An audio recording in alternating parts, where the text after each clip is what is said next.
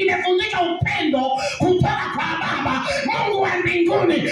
Anasema kwenye kitabu cha Injili ya Yohana ile ngapi, sijui 3:10 na ngapi, 16, anasema kwa maana jinsi Mungu aliupenda ulimwengu. Sio kwamba tulifanya vizuri, sisi ndio tuliofanya vibaya kumdharau Mungu aliyeanza kwanza kutengeneza miundombinu ili sisi tufikie kwenye maneno. Katengeneza ni usitani kamwaka ni mito mitatu. Yaani wewe ni kwenda kuangalia tu tunda, alafu sisi ndio tunageuka, tunaona hufai, tunaona Mungu muongo, tunajichukulia hatua zetu. Lakini Baba Mungu ana uvumilivu kwetu.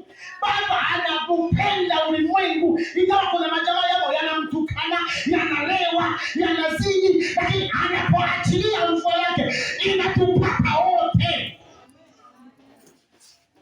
Halafu wewe ni nani? Kuna vitu ambavyo tumejizuilia. Mwimbaji mmoja akasema, mwisho sura zetu zitazeeka mapema. Sijui wimbo huo mnao? Nani nao kwenye kashimu? Mwisho sura zetu zizeeke. Wewe ulishakuwa kama Nzagamba. Sifa ya mwanamke ilikuwa na uso ulioteleza. Tangu lini mwanamke naye anaweka wanafunza yale ndio amekaa kama Malaba anataka chakula wewe?